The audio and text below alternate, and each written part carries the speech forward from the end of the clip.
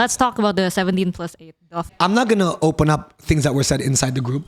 Oh yeah, But if you guys think we were all dandy, they were screaming and shouting.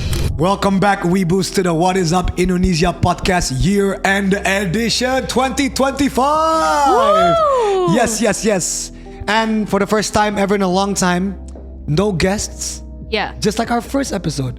The first two episodes. Yeah, the first two episodes. So For those who really know. But, and this episode we're just gonna chill and talk about how the year went, right? It's sort of like a 2025 wrap episode. Yeah, like a because year-end, a lot happened. But before we wrap, we're gonna talk about what's really happening as we're taping this on the 10th of December. Yes. As we all know, our friends and family and countrymen in Sumatra Utara, Sumatra Barat, and Aceh have been devastated by the floods and the lumpur and everything, the banjir bandang. Yeah. And I mean, Abigail and I are not gonna go deeply and talk about it because I'm sure you guys already all know about it. But we want to talk about some of the responses that's mind-boggling us. Yeah, because again, right? Yeah. It is not just Sumatra who are hit. Yeah. Thailand was also hit. Yeah. And Vietnam Vietnam was also hit. Malaysia a bit. Yeah, because it was like a cyclone that like really triggered this. And so natural disaster really did trigger this. But Sumatra is the place that got hit, but the death toll and like the devastation is especially deadly. Right. That is like the difference. And it's because it is amplified by other things, right? It's not just the natural disaster. We really need to acknowledge the fact that yes, the government did try, like, give their effort, give aids. They built kitchens and tents and distribute aids, and I mean, as they should. But it's nowhere near enough. Right. And we can't miss the fact that climate change, all the illegal cutting of all the forests for whatever industry there is, mostly sawit and tambang. You saw like the logs, right? Yeah. And some of them said like, oh, maybe it's like because of the floods jadi patah gitu kayak. It's not. No. It's not. We all know why. It's cleanly cut. Right. Yeah. And before we talk about some of the responses that made me shake my head, we gotta give it up to Warga Bantu Warga. I gotta give it up for Ferry and everybody else that helped with not only Ferry, a lot of people. Rastagu, and then Jeremy Owen, Axel, my friend JS Kairen, the writer, my brother who went there also with Ferry, with Muti. Yeah, Jovial. Yeah, with Kajo. So say his name though. He who must not be named. But apart from all the positive stuff, and not just that, right?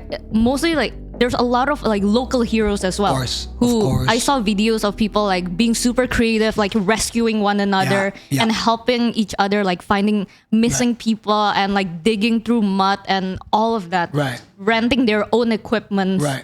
Just helping each other out. And so many NGOs and organizations helping out. So again, outside of all that, which we do acknowledge, and outside of, look, we're not saying that the pemerintah and the police and TNI, they didn't do their work. They clearly did their work. Some did, yeah. But I want to talk about the recent comments by a specific anggota DPR. I forgot his name, to be honest. Tapi anggota Komisi 1. Nama belakangnya Wijaya. Anggota Komisi 1 yang ngomong basically, dia minta di rapat DPR ke Komdiji. Yeah, please. While I'm talking, Abigail can put the ini.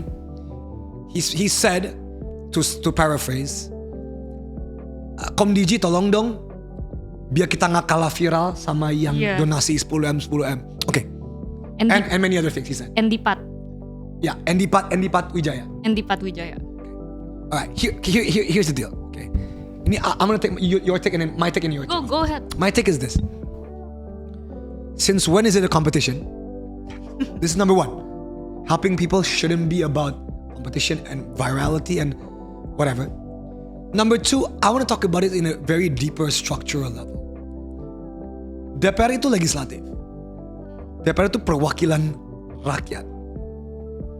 You're supposed to, the reason why DPR is there, apart from making undang-undang and all this stuff, is you are a check and balance system towards the executive. Which is the president, the ministers. Right. Ini tuh fundamentally udah salah. Fundamentally, you're actually defending the executive for, by the way, doing their job. Helping is doing their job. Yeah. And going against the will of the people, in which you are a representative of the people. I just feel like there's a structural and foundational and fundamental misunderstanding of what you guys are supposed to do. And I mean, I get it, right? I mean, public officials, essentially, what they're after is electability, right off. Like they need to gather like brownie points for the next election. Like that's the whole incentive. I mean, I get it.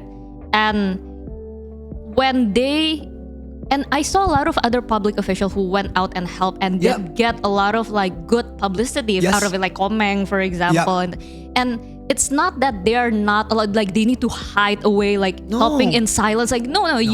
They're allowed to have documentation and things like that. But it is, you should do it in a way that is not, in a more elegant way, I would say. Like, a lot of people were mad that, a lot of the aides were plastered like pictures of the faces of like public officials. And I think what really angers people with the Wijaya guy that says like,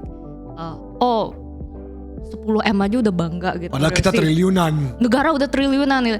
Kan that's not the point. And that's not the point. And second, if what he's after is like the people's praises or the people's brownie points from the people, he wants to be pat in the back, basically, right? He's like, oh, good job, government. It's like, that's not how you ask for it. That's not. Like, Komdigi is not an agency to make you go viral. To make you go viral. It's such a twisted. It's so weird. Tolong dong kementerian ini bikin go viral kayak what is going on? That's not Komdigi's job. And so it's just very distasteful. That's what I was gonna say. Very distasteful. Very distasteful. And I mean, if they really do their job, and I think before that guy's 10M comment, it was bagus. It was fine. It was fine. There was no like real big blunder, and the government was just like doing their job and sending it, although like a bit like slow and uncoordinated, like they can do better, but it's still fine, like I saw the Polri and TNI helping like distribute aid and things like that, and people are appreciating those efforts on the ground. They are. And then that comment. So and he drags everyone down with him. And it's so sad. And apart from that, before I talk about the Mensos thing, also the Bupati Aceh that went to Umroh. That's insane. Like, listen. That's crazy. Again, I understand when I'm talking about religion, people get sensitive. It's not about the umroh. No, of course not. It's about the fact that you are Bupati Aceh Selatan, which was kena. One of the places yang paling kena. That was hit. Yeah. Listen, bro. Like, it's one thing for you to go to a religious pilgrim during all this, but another to go and post it on social media for everyone to see. I mean, right? Listen, and if you think I'm wrong, even the president has instructed Mendagri untuk cut him. Like, which just lets you know, like, even the people. By the way, Bupati Aceh Selatan dari Gerindra ya. Just so you know. Our president, ketua umum Gerindra ya. The 10 billion rupiah guy is also from Gerindra. So clearly it's not. So I gotta give it up for Prabowo as well. Prabowo was like, I don't care if you're from Gerindra or not, Bupati Aceh Selatan, you need to get. There needs to be reprimand from whatever. I just feel like people should. I don't know, man. I don't know. I don't know why during like crises like this, there will always be those public officials that just do the dumbest thing and makes it worse. Right. They could have just not. They could have just not. Like, literally. Yeah, but anyway, I feel like this Sumatra disaster, it really is a cautionary tale for like all of us, and even for those watching who are not Indonesians. I feel like. Right. I think first of all, like you mentioned, climate change. I think climate change clearly have made our world more dangerous, and therefore, like I feel like business as usual will not cut it. More often than not now. It won't. And secondly, this is the cost of incompetent leadership, right? Like sometimes when we think about like, if we wrongly choose our leader or we are led by those who are not as competent, kayak nggak akan ngaruh juga lah gitu. Maybe we'll have slow progress, or maybe we'll just like have annoying headlines every now and then. But in this type of world that we're going into, it's real life consequences, real life shit. Yeah. 1,000 more people dead, hundreds of thousands missing, and whatever. Yeah. Like, yeah.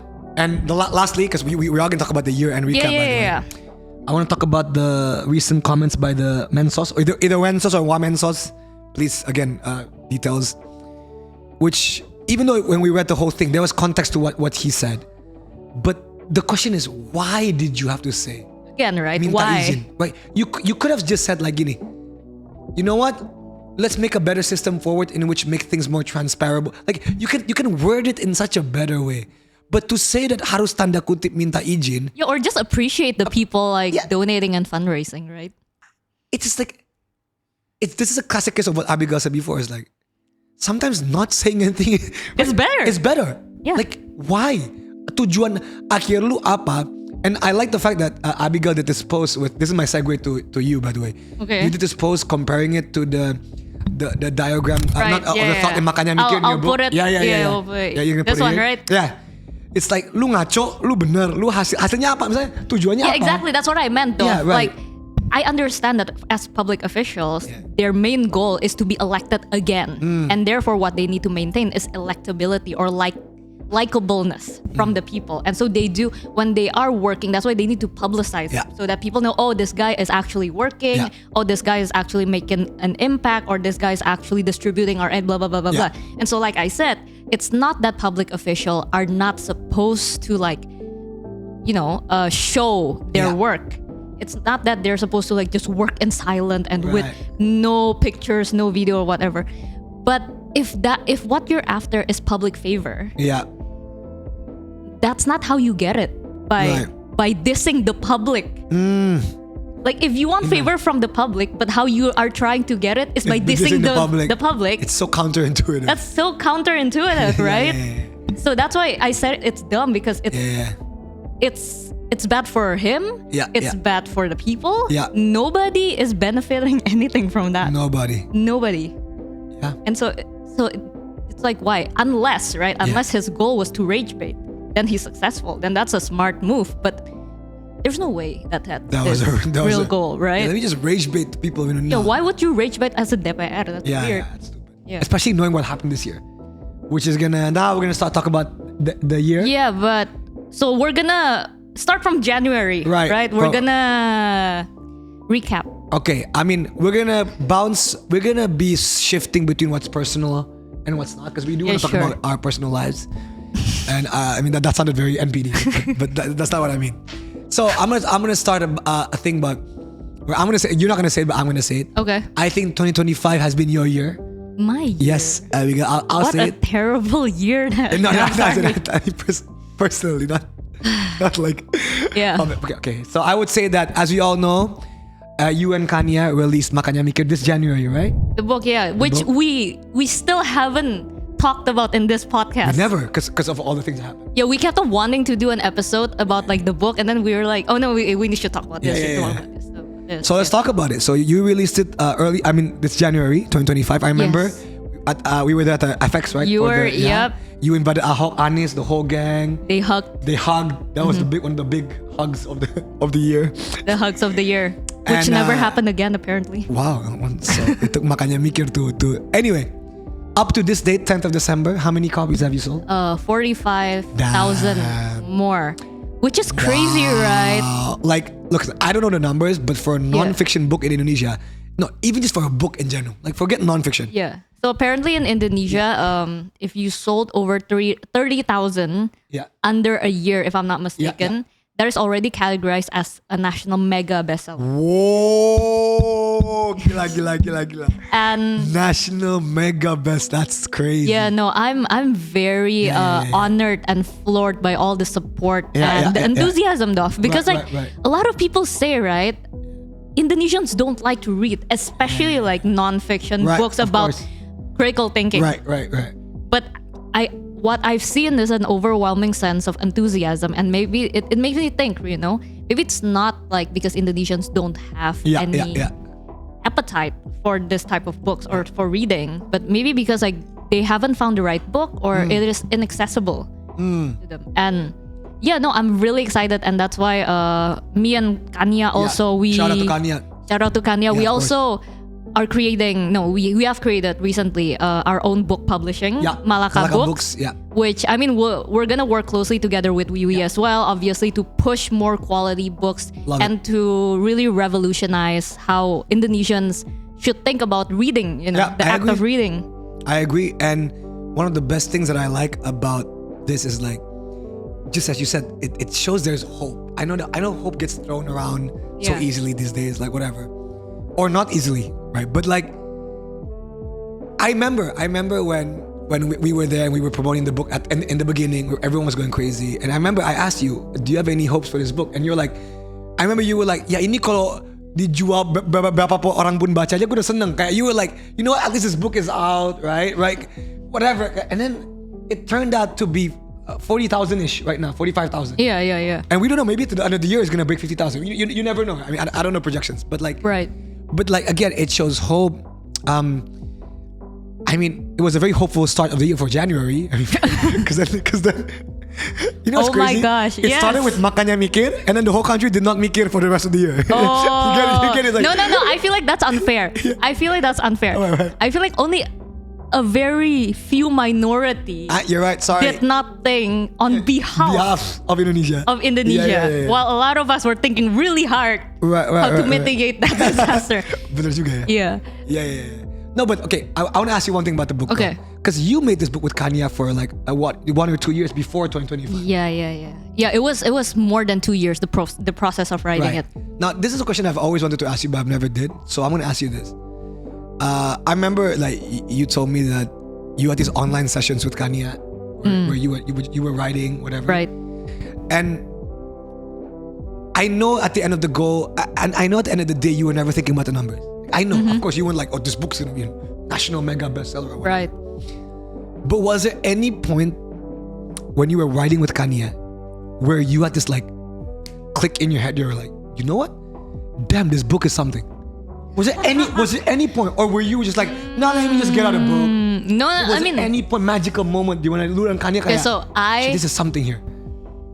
Yeah, so I'm a very, I don't know if you've noticed this, but I'm quite a perfectionist. So for me to actually consider, okay, this book is done, it's really difficult. And Kanya, I mean, I think that's where Kanya also kind of like helps. Yeah. He was like, I think this is good enough, you know? But as we kept on, like, I kept on rereading it and then re-editing it. And then we have our editor as well, Matias, which is really amazing. And then re-edit it again as we do the layout. I work very closely together with Fifin, our designer, our layout designer, which a lot of people say really helped them to finish the book. Right. But I think for me, as I kept on rereading and rereading, there were some moments where I was like, okay, this part really flows well. I think this is the best writing I've ever produced. So that there's that feeling, you know, like I feel like I think I've done my best in this, and I think this is really clear, because one of the things that really concerned me was, since this book talks about like really technical stuff like mental models, frameworks and things like that, I want it to be very easy to understand. I want it to be very step by step. It should flow well. It shouldn't overwhelm the reader. When I read through it, I was like, okay, I think this is really easy to understand. The examples really it should be really relatable. And I think this is the best way I could have ever written about this topic. And there were moments like that. But then again, that's from my standard. I don't know how people will receive it, right? Right.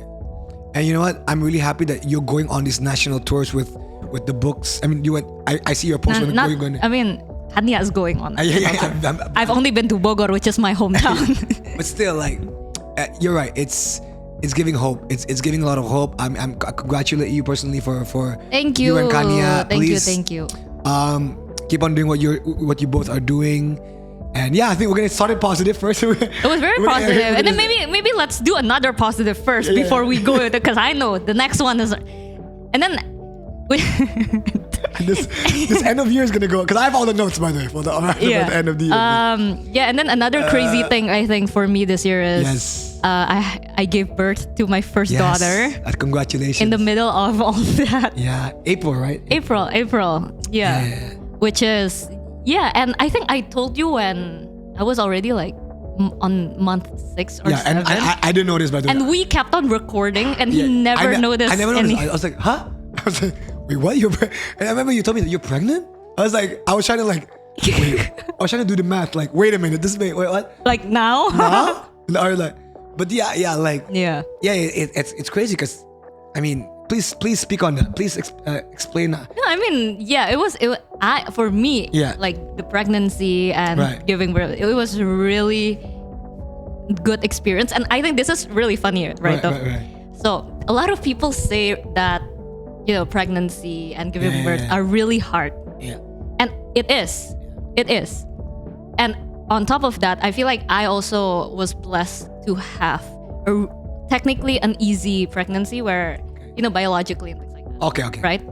But for me, the whole process of like being pregnant, giving birth, and like the first few months where no sleep and things like that, it was easier than scrolling through Twitter, reading about Indonesian socio-political news. That was harder for me. Like, so when I could actually take a break from all those, I was like, life is great. That's when I realized how toxic social media has gotten. No, that's putting it into perspective. You literally just put that into perspective. That's crazy. I was literally recovering from a major surgery. Right. And that is 10 times better than reading to all this noise. Than doom scrolling. Right, because I remember personally I asked her this. So how was it? Is it hard? And I was in such a good mood. And I remember she answered this to me and I was like, but I kind of get it. I mean, I don't know what pregnancy is, but like, I kind of get it. And when you said it, it was like, it was that toxic. This year was that. It's that bad. Yeah. And I remember one of the things either you posted or you told me, it was like, at least when you're focusing on your family and your daughter, you're focusing on something amazing.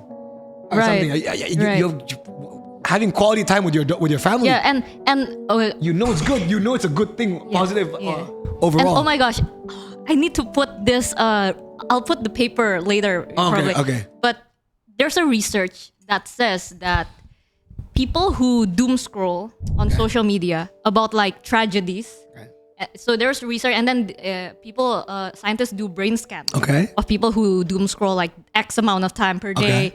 And they found out that those people who doom scroll about like tragedies of the world, their brains indicated more severe PTSD than the actual victim of the tragedy. Holy shit! Okay, I didn't know that. Yeah, I didn't know that. And so I think, and this is like I think I ranted on this on my personal account a couple of days or weeks ago. Like, it's one thing to keep ourselves updated, right? Being aware about of course, the happenings of the world, of the country, and things like that. But there is a certain insidious aspect of it coming through social media and in the form of doom scrolling. Like the act of doom scrolling itself is actually amplifying our suffering more. It's not just educating ourselves. We're actually like making ourselves suffer. You're literally mentally. destroying yourself. Yeah. That's why it's called doom scrolling. That's why it's called brain rot. Right? All the diction is like bad. Did you read where like scientists, I forgot what they did exactly, but they feed AI with brain rot content, and the AI's analytical skills went down. AI, the most advanced technology that humans have ever made. Yeah. The analytical skills, I didn't know this. Wow. No, and as a brain rot meme lover, like, I have to admit that it's true. Like, sure, yeah. No, but you're right. Yeah, but which segues, right? I think, this us as Indonesians, as a country, experienced a lot this year. Yeah, this year. Okay, let's go through some of them. Okay. Yeah. Okay, so this is in our notes. Please comment below if we missed any. Of course, we're gonna miss any. In the early of the year, I don't know if people remember, it was the BBM crisis, the Pertamina oplosan. I wonder how that went. Yep, yeah. Ketahuan di oplos more than trillions of rupiah. Kabarnya sekarang gimana sih itu? No idea, to be honest. I mean, right? Up until the end of the year, I remember everyone went to Shell in the beginning. Yeah. Everyone switched. And now, ironically, Shell is closed. Remember the update? Remember everyone went to Shell because no one trusted Pertamina? Yeah. And then the government did a mood where they were like, no, Shell, nggak boleh, blah, blah, blah, blah. And now everyone's back to Pertamina. Shell only sells coffee, by the way. It's crazy. But like, imagine that. February, March, right? It was February, March. Because I remember this happened, my brother's birthday. I remember my brother's 24th February. So late February, early March, BBM case. And then it was like, what is going on for 10 years, for years and years. Yeah. Tangki kita dibakar.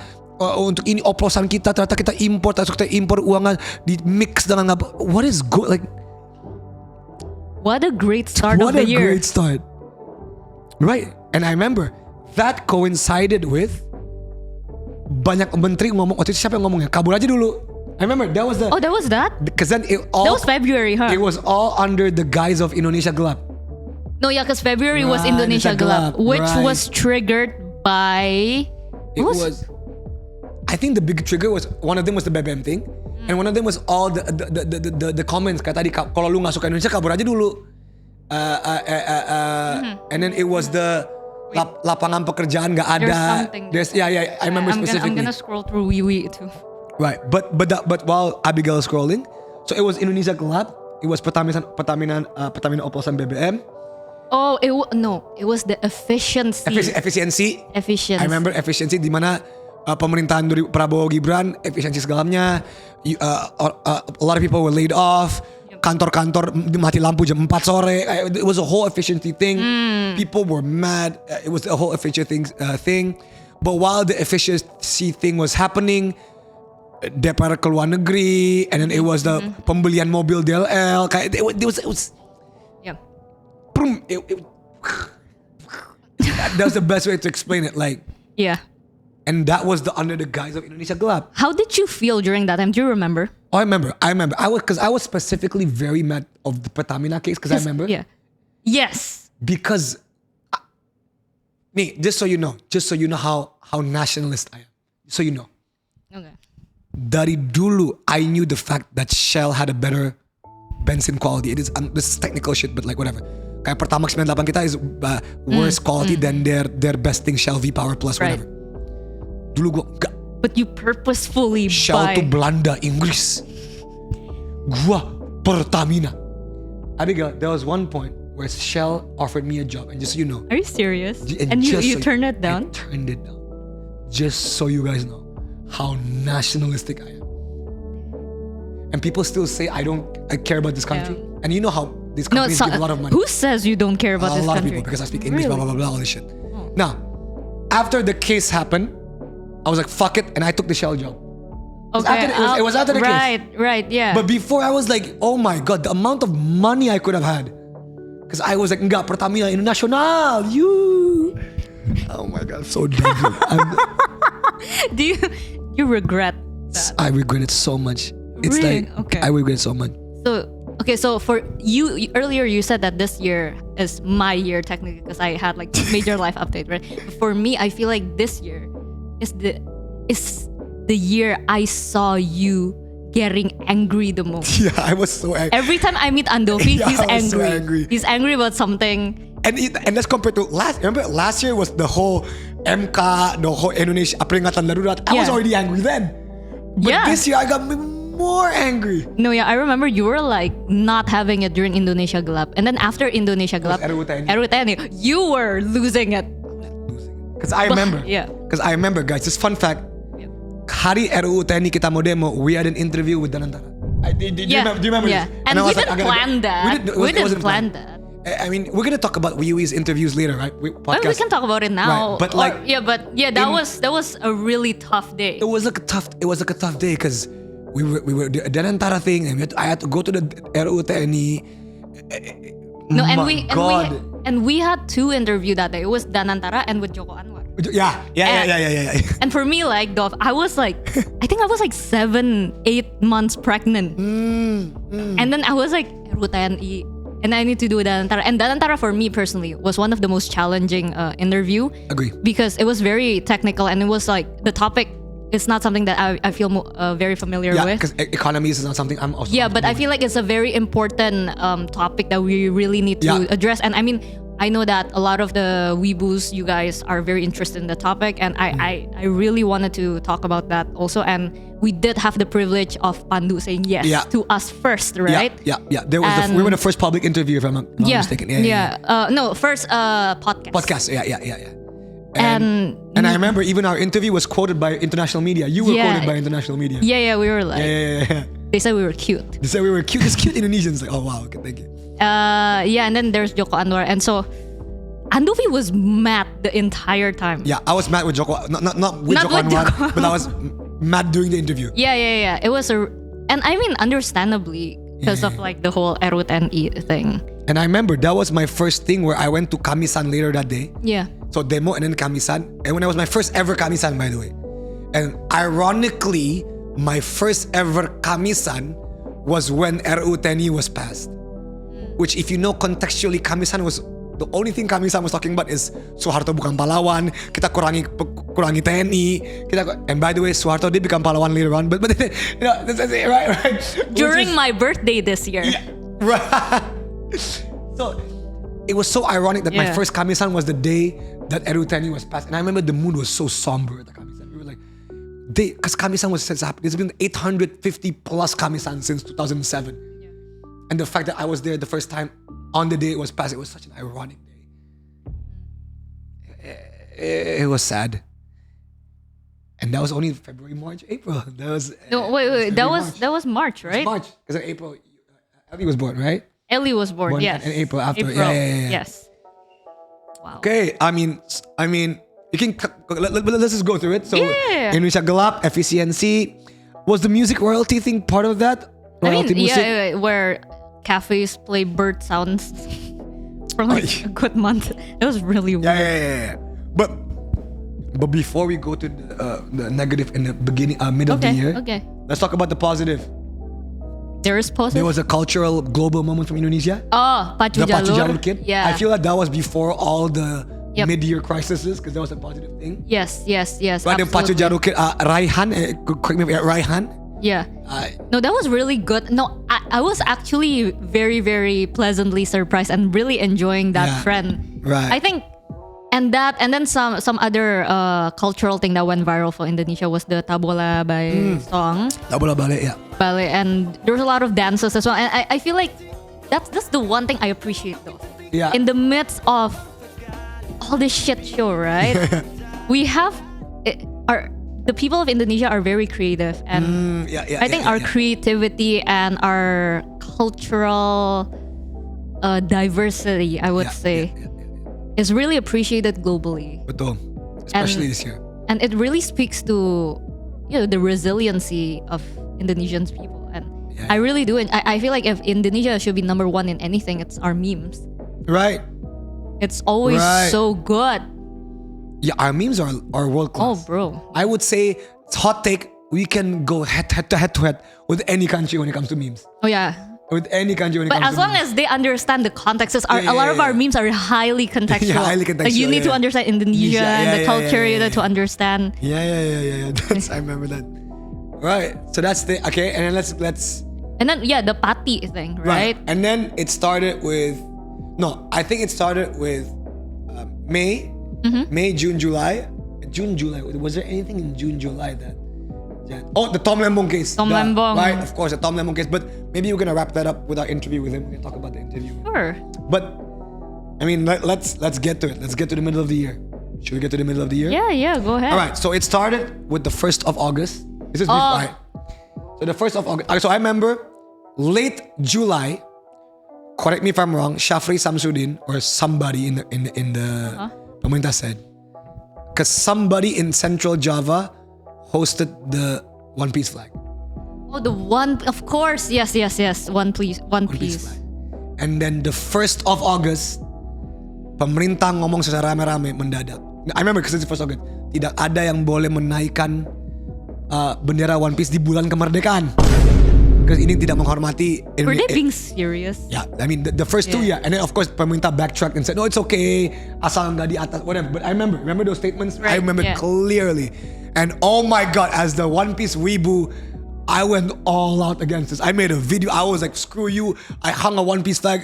Really? This is crazy. You're a very big One Piece fan, I'm a right? very big One Piece fan. Like, oh my God. Like, it came to a moment where I was like, this is absolutely ridiculous. It is. No, yeah. I do. I remember seeing it and I couldn't believe I'm hearing this. And then it reminded me that I need to rewatch One Piece. One Piece, yeah. And now which arc are you in? I'm in Whole Cake Island. Oh, Big Mom. Okay. She's Big Mom. Okay. I'm still far, right? I'm still far. You're still very far. But like, very far. But you're in the good times. You're in the good. I'm in the good times. Interesting. Yeah. So I remember that happened, and that was a global attention because One Piece is global, right? Yes. No. I remember the whole the right. anime community, global anime community, were commenting. And I remember we were because look, I mean this is a bit fast forward, but because of that, Nepal used the flag. Oh yeah. Philippines used the flag. I mean around the world, but it all started first with the big demo in Pati. They started using that. The flag, like huge numbers wise, 100,000 people was in Pati because of course the governor raised the house taxes for whatever, maybe 400%. I mean, we're gonna talk about that, but like the One Piece was so prominent there. It was such a global phenomenon. Yeah. Every single international news picked it up. It was like, why is the One Piece flag being used? It was like being very contagious, right? Everyone used the One Piece flag everywhere, and of course, dimulai dari Pati. Yes, right. Pati showed us that, man. Pati showed us that. Yeah, and I mean it's very somber to talk about Pati now, especially knowing like how that whole protest ended up, right? Right. And I think that is a running theme for a lot of protests that has been happening in Indonesia for this year. Right. And I think for One Piece, I think it started from truck drivers, right? Yeah, they're the one who started. It was the truck drivers putting One Piece flags, and that was like July. They were already putting it, but it was no noise yet. And then I bet what happened was the media, right? The comment from the officials, yang bilang nga boleh, and just it went crazy. And I remember like the actors for the One Piece live action Netflix, they were like sharing the news. They were sharing it was crazy. Japan commented as well. I mean, it was such an insane thing. And then dimulai dari Pati, and then of course, and then the tension and the anger and all that kept building up until end of August. So it all we need to talk about end of August stuff. 25th of, I still remember the dates. Monday, we remember the dates clearly. 25th or 26th or 25th of August. Monday, 25th of August was the Buru demo in front of the Japan Labor Union. Labor Union. I was in Flores, so I had a thing in Flores. I had a job in Flores, so I remember Labor Union did the big demo. No progress, of course. It was 25th, 26th, 27th. It was demos after demos after demos, and on the 28th night after the demo, I mean, I think it's if you're gonna talk about an impetus or a catalyst of 2025. It was when Afan Kurniawan was rolled over by the tank. And I think that... You remember where you were when you saw the video? Yeah, I just came back from Flores. I landed, so I remember. I landed in Flores. Yeah. And then immediately... I landed 28th evening. And then 28th night, he was rolled over. And yeah, I guess... Yeah, no, I was in my room, right? It was at night, right? And I remember thinking like, oh, this is the start of something big. Like this is gonna be really bad. Yeah, I remember. They have stepped over the line, and it was caught on tape. Yeah. It was everywhere.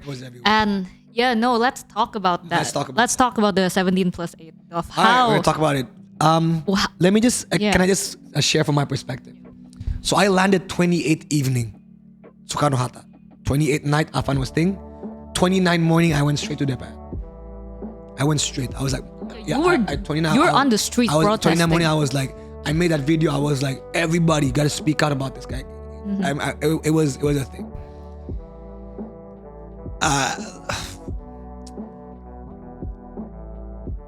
I remember, because before I went to the street, I went to Afan's funeral. The karet. Right. Di TPU karet bifak. I remember all the Gojek, and you see that one video. Yeah, I know. Merinding Yes, yang that yes, Gojek yes. was all like, everyone is Jalan yeah. Sudirman. It was taking Afan to his resting place in Karet Bifak. And I mean, of course, people have their own stories and details, and you guys can share where were you when it happened. But I remember at that time, I was thinking that if things don't change after this, I don't know what's gonna happen. Yeah. I remember that. So that's the same for me. So before that, right? Yeah. Like how we have been run through the whole year. Like it was bad news after bad news after bad news after bad news. And I feel like me personally also, and I know a lot of people might echo this, as we're just really tired and feel very hopeless about change. But after what happened to Afan Kurniawan and then the anger erupted, right? We all I feel like that's why a lot of people started speaking out and going down to the street because we realized that there's a window of opportunity for change here, like for real. Right. Because now everyone's angry. It's happening nationwide, sorry. And then it did sort of ignited worldwide as well, right, because the diaspora community. Oh my God, let's talk about that. Yeah, the diaspora community. No, it was insane. Because because I did the Al Jazeera interview, right? Yeah. And then I think a lot of the diaspora communities saw that interview and they started reaching out to WIUI, to me, like, how can we help? And that's when WIUI said that, hey, diaspora community, your role is actually very important, because remember, a lot of the DPR members started fleeing, and they were like spotting them everywhere and asking for accountability, and because they were, if people forget, they were dancing, it was insensitive, it was efficiency, crazy. all this stuff, like I think the diaspora community, they staged their own protest there, everywhere. Where technically the police can't intimidate them there, and then they also talked to the embassy and things like that. And so I think that was the first time, Dov, that I really see the international community and the diaspora really stood up in solidarity with national protests. Right. They're happening like here domestically. Right. Yeah. No, I agree. And it was magical, because it was so big. Because I remember in 2024 we had a big thing as well with Peringatan Darurat, but it didn't go that diaspora way. It was this year. I think this was a catalyst, and I honestly think you're right. The global news and your interview and whatever, all the other interviews really upped it to another level. And I really want to thank the diaspora community, because for those who don't know, people are living abroad, they have their own problems, have their own schedules and all that stuff. Take their time off. We really appreciate it. And it did make an impact, no matter how small you think. Trust me, we know from the inside, people don't like it when diasporas are speaking out. They don't like it. They don't like it, guys. Yeah. And okay, so how was that? Okay, so for me personally, even now, it's really painful for me personally to talk about 17+8. Yeah, it is. Because first, I think I can't really speak on your behalf or our friends' behalf, right? But for me personally, I feel like that whole thing really thrusted me into like a spotlight that I really didn't want to be in. And that was really scary first for me. And that whole month was so tiring. And I mean, I'm not complaining, because I know like people died, and there's a lot of people who are still fighting for justice even now. And but man, what a traumatic month that was. And to see that almost nothing changed now. Yeah, it's sad.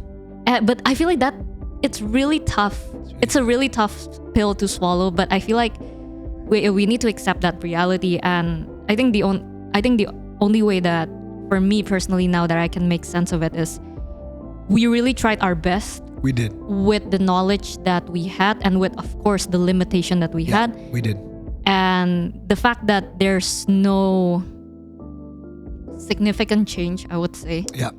Now, I think it is a slap in the face, and it is a reality check that maybe we need to change our strategy. Right. What the usual protesting and things like that. Maybe it's no longer working, or maybe we should have done it another way. Like, obviously there's a lot to improve, but Yeah, no, I don't have like a feel good, platitudes to give, but it is a really tough month, and yeah, it was wow. And I mean, if I may add, like, look, I understand. Look, of course, I'm the disclaimer guy. Of course, disclaimer. I understand many people have it way worse than us. Yeah, of course. But I do want to have a special shout out to the people. Look, and I'm saying this privately. I mean, publicly, but like, I've never actually acknowledged us. I want to thank Jerome. I want to thank Salsa.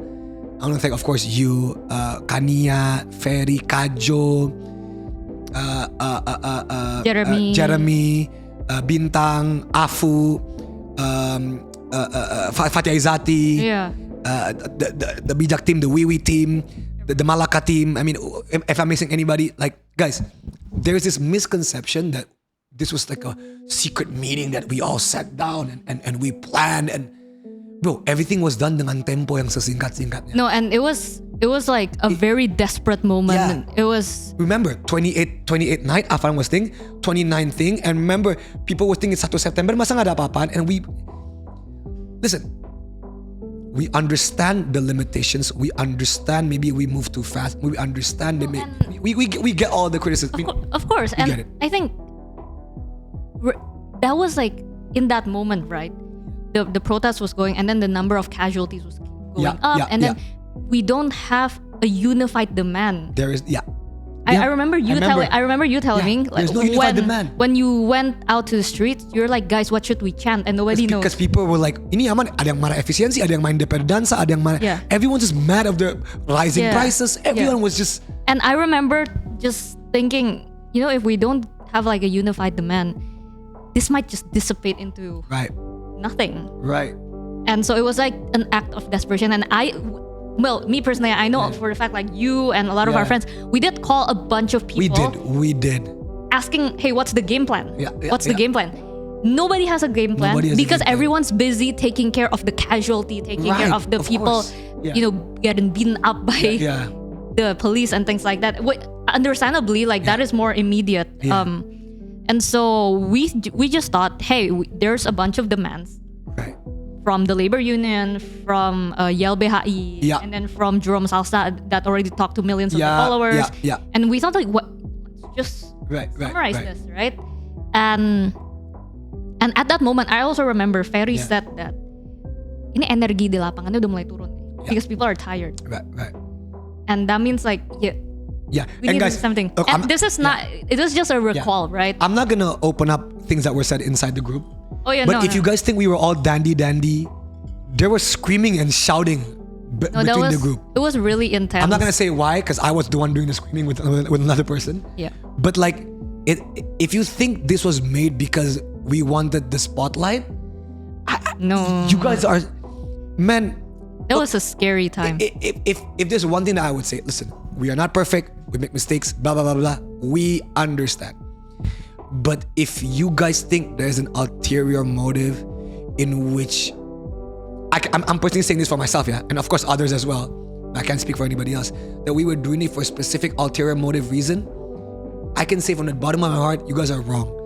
Because if that was our ulterior motive reason, just to get views and clicks and all that, I would have kept continuing it, right? Logically, I would have been like, oh yay, all the attention's on us. No, but then who wants to have clicks from that, Dov? I mean, nobody wants it. So, but I remember you're targeted by, like, exactly a lot of people. I think a lot of them, a lot of people ask you, what's the continuation? Yeah. And honestly, I would like to ask the same to the DPR. Yeah. So what's up with 17+8? Because the ball is on their court. The ball is on their court, but the people have, some of the people, of course, have put the onus on us. Like, jadi gimana? Like, lah, kan kita yang lempar ke. No, I understand people asking us, and I just would love to echo that also. I am also wondering. We're also wondering, guys. What's the follow-up on the 17+8 to the DPR? And so DPR are very low chance they're watching this. But very low chance. But yeah, again, like I said earlier, Dov, it's really painful. Yeah. It's not a fun moment for me. No, neither was it for me. Yeah. Honestly. I know you. Both of us were really traumatized, we right? had a private talk where we were like, and okay, yeah. So this might be a fun like segue. When we did our podcast with Tom Lembong. Oh yeah, this is a perfect segue for it. I remember. So when we did the podcast with Tom Lembong, you guys one of my most favorite podcasts of the year, by the way. Same. I would say, yeah. I would say. You remember Tom saying so many like wisdom drops, right? Wisdom after wisdom. And we were just like, I think at one point, we were both like, I feel really called out. Yeah. I remember. And that was because like me and Andovi, like behind the scene, we were still like PTSDing from the 17+8. And we were like, man, this is like so tough. Yeah, it is. And Tom, behind the scene also, right? He was like, you guys needs to keep going. Yeah. You guys need, like, be brave, guys. And it's coming from a guy. And it's coming from a guy who's been through it. Like, literally in jail. Yeah, and we can't really say anything. And then I'm just like... No, because look, let me put things into perspective. I want to put things into perspective. Personally, and I feel like Abigail is the same in this very small intersection. We are not activists. We are people who happen to have a platform that happen to segue with entertainment and politics and educational, whatever you want to label us. And because of that, with whatever is happening in Indonesia, we are going to touch upon that. But for some odd reason, whether it's accepted or not, this responsibility has been thrusted upon us, whether we like it or not. Whether we like it or not. Certain responsibility. Yeah, or some people demanded that we do certain things.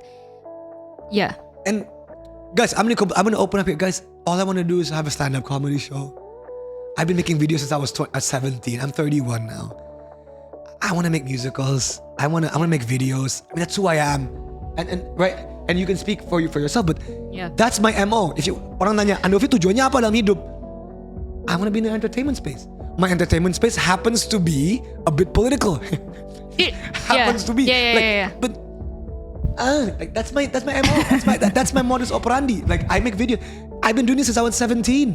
Yeah. Since my Prabowo Jokowi videos, since my DPR musical videos, like it's my DNA. Like of course, but then if it were up to me, I would have other people who've been fighting for this to be in the spotlight.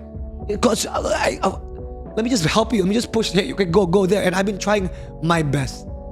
Yep. And I think so I do pay attention and I see like a pattern right off. I think it was not like this back then, but recently it has become like this where as the public trust in the government erodes and go down, people are looking for other people or other, figures or whatever or platform that they can rely on. And so right now I'm seeing a pattern where every time there's, for example, like the Sumatra tragedy, the amount of DMs that WIUI is getting, I am getting, them asking for help for donation to amplify and things like that has become increasingly more, right? Compared to back then. Yeah. And I think that's because the sentiment behind that is not because like you, me, or other public figure are all that, but because they no longer feel like they can go towards like the public authority, the official authority. So now they're going to, the other people, right? And some of that other people happens to be, content creators, like you, and sometimes me, and then media like WIUI, and I think maybe it is a bit unfair that there's a shift in responsibility, right? A perceived one. A perceived one, yeah. A perceived one. But I think this is just another gejala symptom, show symptom, another symptom that shows that just how low the trust has gotten with the government. I agree. And but I mean, it was just talking about it now is like making me, it's like I'm getting emotional, like just talking about it, just remembering the feeling. And I mean, it's not just me, like the What Is Up Indonesia team, like who has been very, very they're also like still reeling from it. Like we were there's a lot of like internal stuff, right? But we were also impacted by like the 17+8. So it was a very like high pressure, intense moment for a lot of people. Right, it was. And yeah, I mean, I don't know what else to say about it. I mean, but all in all, thank you for those who have been supporting us. Because even with all this, there are people who are like, thank you. There are people that are very appreciative. No, Of course, like, don't get us wrong. We're not only looking at the negatives. There are real positive shames. Young people have become way more helpful. I know the keyword of the day, hope, right? Whatever. But like, and way more aware. Very more aware. So of course, like if you zoom out perspective, things are better. And in that regard. Yeah. In the awareness regard. And I mean, and this is another part, right?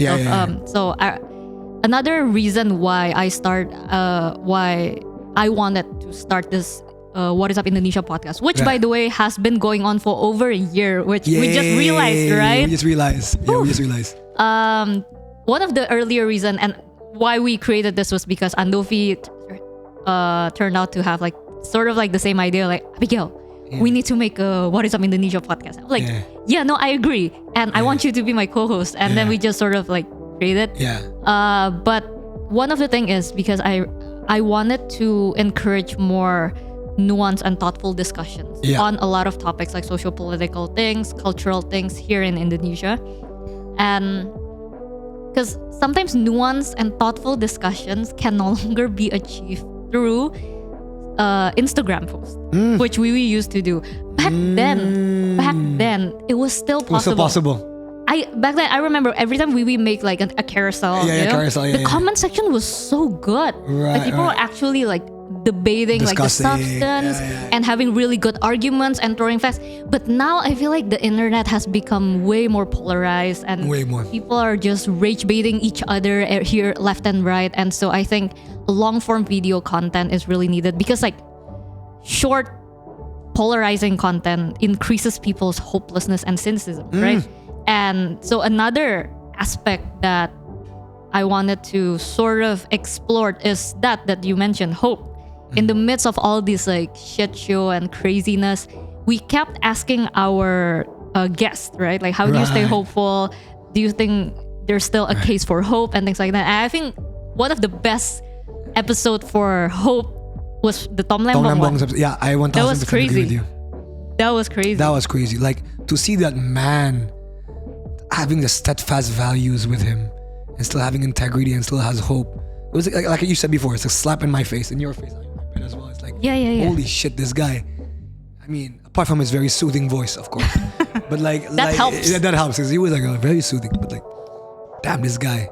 And like, speaking about our guests, one of the things about What Is Up Indonesia that I really like this year is we expanded to international guests. Yeah, the Pita episode. The Pita episode like was outside of the Tom Lembong episode because that was very personal to us. The Pita episode was like, holy shit! It was like one of my favorites. We had the almost Prime Minister of Thailand coming here. Oh my gosh, Dov, show them the book. Where's the book?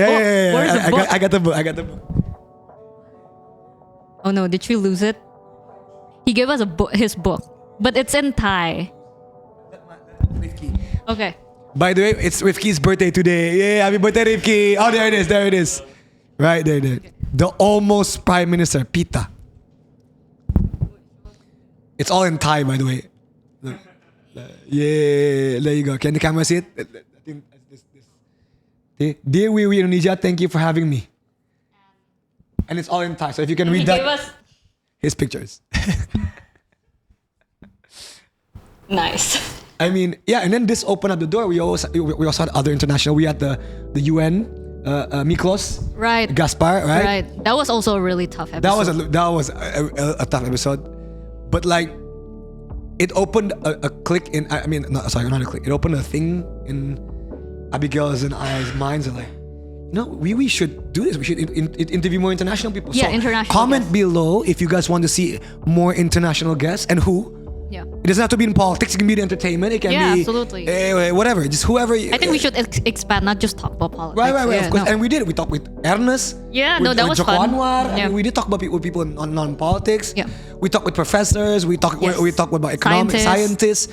Oh, and Peter Carey, underrated. Dude. It was so good. Peter Carey was 2 hours long, but it's I think one of the best watched episodes. I mean, engagement-wise, comment-wise. It was Anis. Of course, duh. I mean, Anis, but Anis was last year though, right? Yeah. And it was last year. But that was still our biggest one. episode. But like Peter Carey, up until now, Mr. Peter Carey still sends me DMs on Instagram. I don't know about you. He's like, Andovi, did you know that somebody watched my video? And sampai sekarang masih Mr. Peter. So that was so wholesome. So Peter Carey said that after our podcast, like a lot of people actually stopped him on like the pharmacy or supermarket or restaurant, saying like, oh, I watched your video on WIUI, you know, and I really like, then started talking to him, and he was so happy. And he also he got a lot of feedback from his international friends, professor friends, because a lot of international people watch our show apparently. And so he was like, oh, you guys reach are actually like pretty global. And he was really happy, and I was really happy to be able to orbit him into a wider audience. People like Peter Carey should be completely orbited. Yep.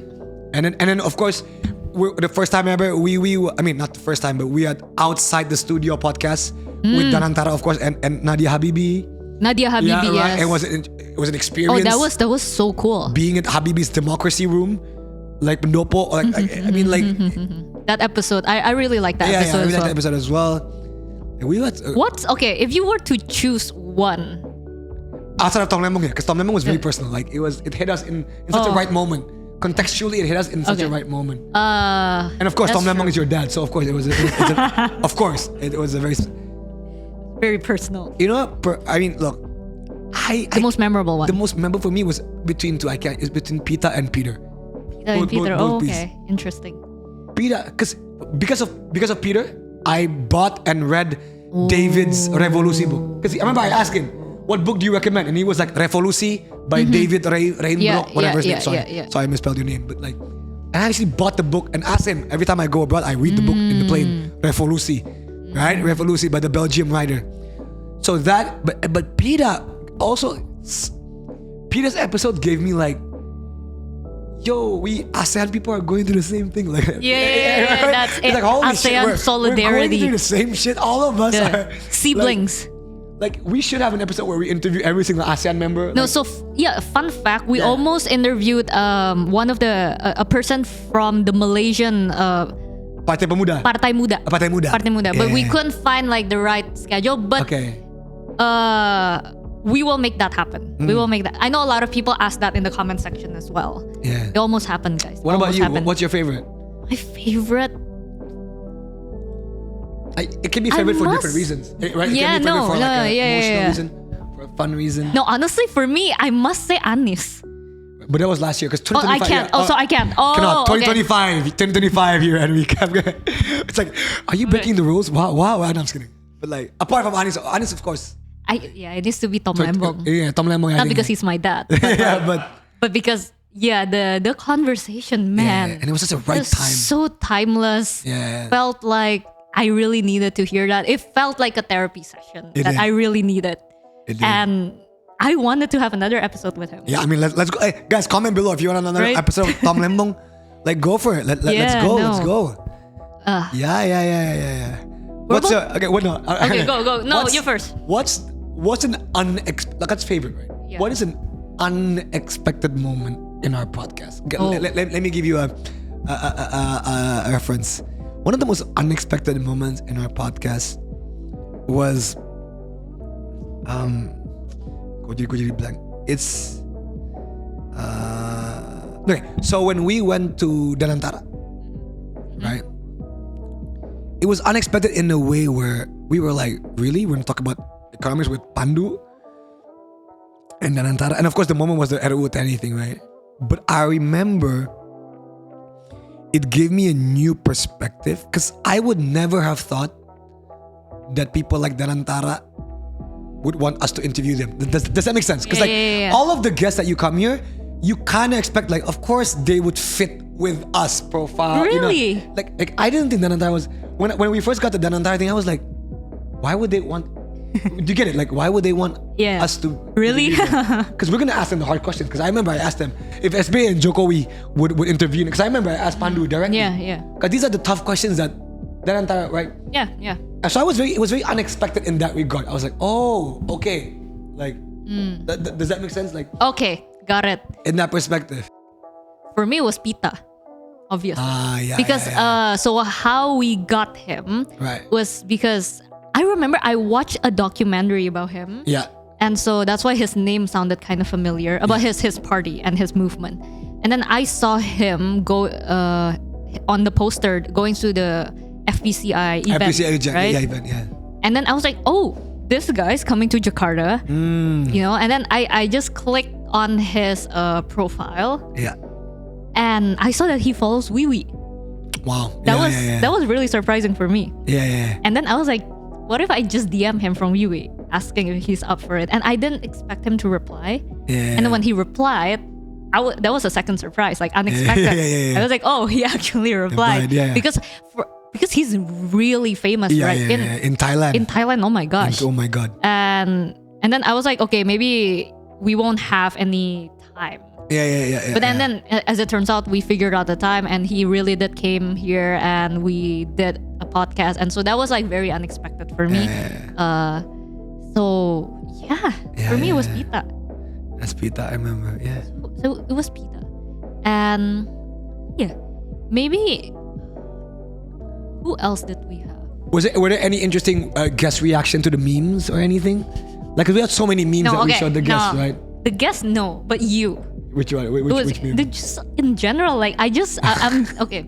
Doing this podcast with you as your co-host has really revealed to me just how low your meme literacy has been. Like, there will be times where I remember showing you the meme of like this cat. It was high. Like, it was so obvious that the cat's high, and the caption was like Indonesia's political cost. Okay. Indonesian political cost. Titik dua, and then it was the cat high, meaning like the political cost is high. And I didn't get it. And then you were like, Bobby Kertanegara. I was like, is this Bobby? What? The heck? I didn't get it. How did you get Bobby from? That was so crazy. I don't have elite ball knowledge. I don't have the knowledge or the memes. That's basic. You really need to be educated more. With the memes. Yeah. Oh, and the comments. Every time there's an Ask Me Anything, the most like unhinged was the Tom Lembong's questions. The comments. Yeah. Oh my god. Oh my god. Like, right. I mean, but keep on going. Keep on being unhinged. Right. Go crazy. Like. I think we covered. With most. Yeah. With most. And to sort of like, this is already at the end of this episode, I guess. With I want to ask you the question that we always ask our guests. How do you stay hopeful, Andovi? With all of that's been happening throughout the year, and also I guess with all the episodes that you have co-hosted in WIUI, did any of it inspire hope in you, or did you find any answer into like how to stay hopeful but also realistic, but also still informing yourself, not being detached of reality of what's happening? The honest and short answer is I don't know. That is the. People always ask me. I mean, you asked me this specifically, but I really don't know, Abigail. It is the biggest mysteries of life. But are you still hopeful? In the macro scale, yes. In the micro scale, I'm like, how do I get through the day? Really? Yeah. There are some moments where like, my God, like micro scale, I'm like, I don't know how I'm doing this day by day. But on a macro scale, of course, when you zoom out, you oh, interesting. Yeah. Why? Okay. I feel like, because for me it's the exact opposite. You're the opposite. So micro, you have hope. Macro, you have. Yeah, because I feel like at macro, the trajectory is not looking good. Yeah, I get what you mean. Yeah. But micro like day to day with like my immediate life. Yes, of course, I have like reasons for hope and things like that. I guess I understand where you're coming from, but for me it's like, maybe you're right. Maybe it's back to your point of I gotta reduce my Instagram brain rot doom scrolling thing, because I think that makes my micro day per day like really bad, Abigail. Like, especially with what's happening with Sumatra and Aceh right now. Every time I hear good things, there's always the next stupid thing that's happening with the pejabat and the pemerintah, which like, you're right. Maybe that's my 2026 resolution is I gotta get my screen time down. Like, honestly, it might sound stupid, but like, I gotta get my screen time down. Yeah. No, I totally agree. Doom scrolling is taking over. And it's more long form content. Yeah. Like it's the short, clickbaity, rich baity content that gets to me. Yeah, no, I totally agree. Ever since I closed my Twitter account, your life became better. My mental health. Oh, and maybe this is one thing for me specific, because I want you to hear your answer as well. Okay. But specifically for me, because this is gonna sound very, very weird and maybe a bit NPD, guys. Okay, but hear me out. Let me finish the thought before you judge me. Okay. I've been doing content creation in 2011. I have made, me and Joe specifically, we have punished ourselves in thinking that our worth in life is equal to the content that we produce.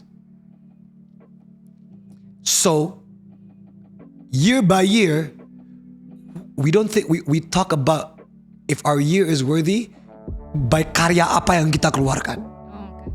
Last year, whatever happened with Peringatan Darurat and Pilpres, we had polarisasi and we had the rap battle. It was two karya where me and Joe could pull back upon our lives and we're like, you know what? No matter how bad this year is, we had polarisasi musical and we had epic rap battle. This year, I didn't have that. I didn't have a karya that like, it's a very toxic thing because your karya is not your worth, if that makes sense, right? Your karya is not who you are. But because I've been doing this since I was 17, it's always year by year, what did we create? Like, what did we create? And technically, by the technical definition, I didn't create anything this year. Right. But in the most technical definition, you can argue that 17.8 was a thing. You can argue that RUU was a thing. You can argue all of that, but technically that. So this year, it has been a personal creating low for me. Creating, but just in that specific, like, for example, in this year, you're creating outside of your personal life, of course, is your book, right? So no matter what shit happens, you can say, yo, I made a book, right? It's a creative outlet for you, and I don't have this year, so I don't know. Like personally, for me, it's a very toxic mindset. But I didn't feel that 2025 was a year at all. I mean, a year at all for creating, right? For creating, it's like, damn. And I talked about it with people inside my inner circle, my close friends and family. It's like, it's so toxic. Like, why am I worth my karya? And I think a lot of people can relate to that. You measure your worth through your productivity, right? Right. But it's so toxic if you think about it. It's like it is. It's so toxic. Holy shit. And I mean, I feel like to a certain extent, I am not immune to that as well. Right. And yeah, I think I do also, in a way, like what you said, I use my work as sort of like a crouch, Right. So to say like, but that's also fine. I feel like that's how we cope. Yeah. For me, I think it's this, because like a lot of the stuff that we say were bad throughout this episode as well. It's more on like external things, right? That things that are outside of our control. Yeah. And I do think like, at least for me personally, one of the antidote to not feeling as hopeless and depressed over external things is to really focus on things that that are within our scope of influence and control. Exactly. You're absolutely right. I am at my happiest when I'm creating. Yeah, and we do need that balance, because again, though, like this is I've been there, and I feel like my pregnancy really helped me to get out of this. Yeah. But back then, I feel like if I'm not updated every second of the day, I'm missing out on something. Like I need to stay updated. This is important. It's important to be aware, but it's not. You don't have to be aware right that second every single day, right? Right. We're not. Our brain's not designed to keep receiving that much information and shit. Infinite information per second, and it's always the bad news. Always. Because that's what gets at the top of the algorithm. Yeah. And yeah, I guess that's why I feel like I'm really happy that we created this podcast. No, it is. This is part of creating. Right, of course. To give space for long form, nuanced, thoughtful conversation. And I hope that's how you guys feel every time you watch our podcast. Yeah. And again, we're sorry about the mic thing. But Still here. It's still here. I'm sorry, guys. Still haven't fixed it. Hashtag donate mic stands. Hashtag we need mic stands. No, I'm just kidding. No, but for real, maybe that can be like one of the new. I'm actually, I will buy a mic stand. No, but it's because I think it started. I almost bought a mic stand, by the way. But then Andovi was like, "No, Abigail, don't do it because we made Anis hold a mic. It's unfair for." If we make like Ahok at the stand, and then orang ganti kayak, oh Ahok dikasih mic stand, Anis disuruh pegang ini. Yeah, I remember I said that. Yeah. So I'm like, yeah, you know what? Let me. I just won't. Just equal suffering for all. Just equal suffering for every single guest. But yeah, and again, I read your comments. That's true. Yeah. Sorry for the constant interruptions. I will learn to be better. Like, of course, like don't get me wrong. I am open to objective criticism. For objective criticism, I hear you. Yeah, and then another criticism or advice I think is we should frame our question shorter. Yeah. And that is definitely a skill that I'm still learning, and so thank you for that. And I do read your comments as well. Some people wrote like, I wish you guys would post more often. Well, guys, it's hard. We will try. We will try. But it's once you know the logistics, it's hard. It's not impossible. Yeah. But it's hard. But if people, there's one comment that really got to me. Andovi, you're not funny. Stop joking. I will have to say this. Shut up. I will joke. That's the one thing that I will fight back upon. You will not let that go. I will will always make jokes. Yep. Yeah. All right. Well, that's it. I think that's it. Happy New Year, everyone. Happy holidays. Merry Christmas for those who celebrate. Yes. And we'll see you in 2026. Bye.